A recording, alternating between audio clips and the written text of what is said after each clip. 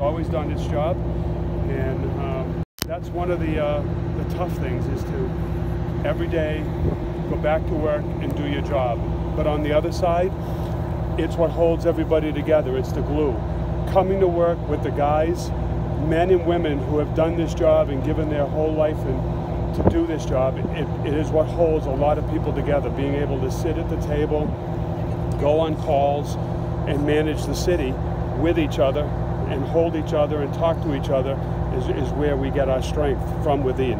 With Chris, and they're struggling. It's an unbelievable, unimaginable type of feeling to have to deal with the loss of your child.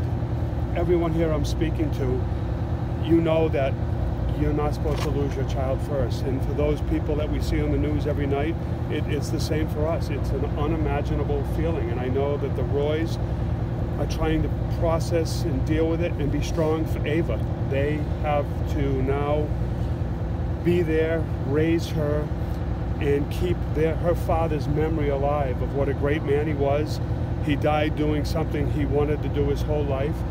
And so they're struggling, but they're also being strong for where they need to be strong. They're struggling.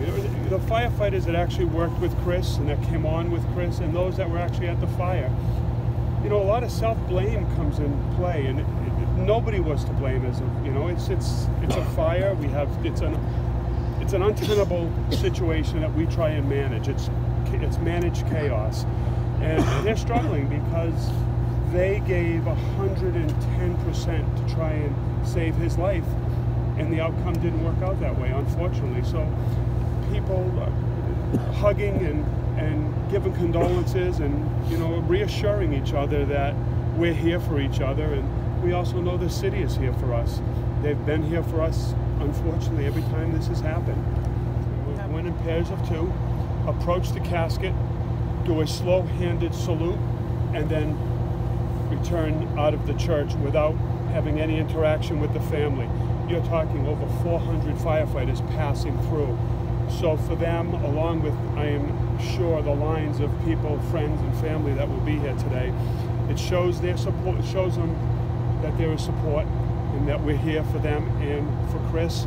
And they know, just by the viewing of the large number of firefighters, and including the out-of-town firefighters that'll be here, that we support them, we stand by them in their time of sorrow and grief, and we'll be here for them in the future. Then at 7:45, the Worcester Fire Department only will do another similar closing pass-through, and at that time, the firefighters that do that procession will actually pay their condolences to the family as they exit the church. We have what they call a pilot program. We have towns from all around the state set up through the fire marshal's office working in the city. And every truck in the city of Worcester will have a Worcester firefighter, both either currently on duty or retired, will be riding on those trucks. And it's called a pilot program. We will get them to the scene, to the addresses, and then they will do what all firefighters are trained to do at that time. So tomorrow you will have the rescue company will be manned by all Worcester firefighters. The two on-duty chiefs are being manned by two volunteer Worcester Fire Department chiefs, and then every truck will have one Worcester firefighter on it. That we're at the Worcester 6, and now those that were here. You don't have to be at the fire to have an emotional, stressful toll placed on you. Just the event of itself, compounded with the other two events that we've had in this city for those firefighters that were on or off duty, is an emotional stress.